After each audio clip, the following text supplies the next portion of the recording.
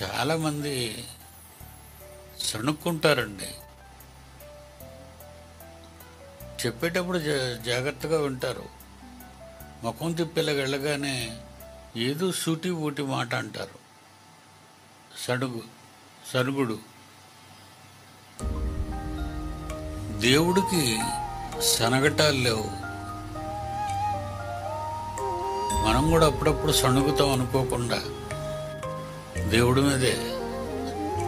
మనం ఇది సనగలేని వారం కాదు.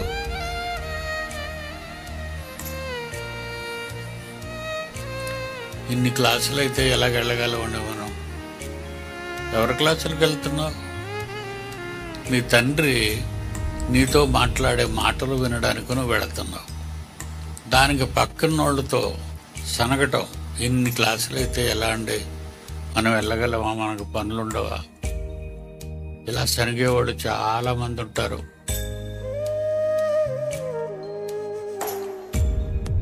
ఏమండి, ఇలా సనుక్కునేవారు చాలామంది ఉంటారు. దేవుని పనికి రావడానికి సణుక్కుంటారు. అక్కడ కూడా సనుగుడు ఉంది మన దగ్గర. వస్తున్నారు కదా, సణుగుడు ఎందుకు? దేవుని పనికి రావడానికి సణుగుడు ఎందుకు మీకు? చంపేసేటంతటి కోపం దేవుడికి. సణిగే వాళ్ళ విషయంలో చంపేసేటంతటి సణుగుడు మనుషులను చంపేసేటంతటి దేవుని కోపం. అప్పుడప్పుడు అంటాం, కష్టాలు మాకే రావాలా, దేవుడు మాకే ఇవ్వాలా? ఆ పక్కింటోళ్ళకి ఇచ్చిన బాబును, మా ఎదురింటోళ్ళకి ఇచ్చిన బాబును. కష్టాల గురించి సణుక్కుంటుంటారు అప్పుడప్పుడు. లేకపోతే చనిపోయారు అనుకోండి, ఎవరైనా చనిపోయారు అనుకోండి, ఏమనుకుంటారు?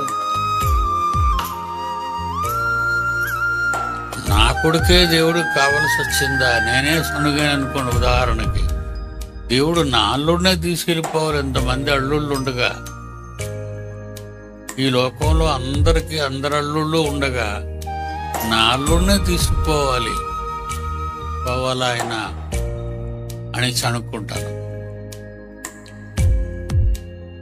సనిగే వాళ్ళ మీద ఆయన కోపం చంపేటంత కోపం. జాగ్రత్త, సనక్కండి.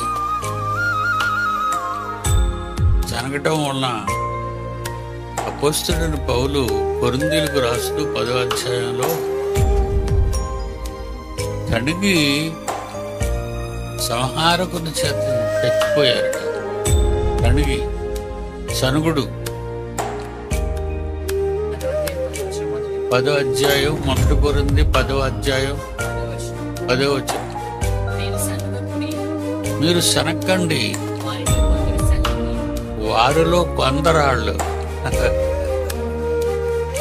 వారిలో కొందరు సణిగి సంహారకుని చేత నశించిరి. సంహారకుడు అంటే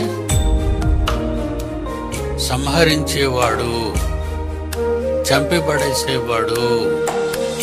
అంటే సంహారకుడు తిరుగుతుంటాడా మన మధ్య? తిరుగును. మనం అనుకుంటాం, మనం సనుక్కుంటాం వాళ్ళ మీద వీళ్ళ మీద, లేని పనులన్నీ చెప్పుకొని.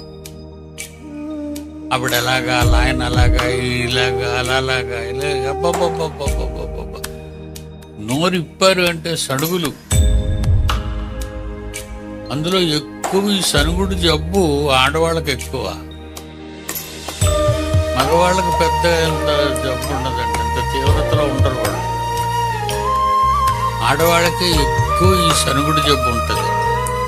సనుక్కుంటారు. భర్త మీద సనుక్కోవడమే, పిల్లల మీద సనుక్కోవడమే, తనకు తాను సనుక్కోవడమే, తన మీద తను సనుక్కుంటుంది. ఈ పాపిష్టి పుట్టుకు ఎందుకు జరిగిందో కానీ సనుక్కోడు. రాళ్ళకాళ్లే నేను ఎందుకు పుట్టానో కానీ, మా అమ్మ నాన్న ఎందుకు కన్నుపడేశారో, వీడు ముఖాన్ని కొట్టేశారు, ఆడు నాకు రోజు గుర్తుకొస్తున్నాడు. ఎవరో ఉత్తిన ఉతకరు. అసిన బట్టలు ఉంటేనే కదండి ఉతుకుతా. మాసి ఉంటేనే ఉతుకుతారు, మాయకపోతే ఎందుకు ఉతుకుతారు? నీకు ఆ మాయ, ఆ డాగులు పడకుండా నువ్వు జాగ్రత్తగా వాడుకుంటే నిన్ను ఉతకరు కదా. వాళ్ళకి వాళ్ళు చనుక్కుంటారు. అంటే ఎంత తీవ్రమైన వ్యాధి సణుగుడు అనేది మీరు ఆలోచించండి. ఇది దేవుణ్ణి చాలా ఇబ్బంది పెట్టింది.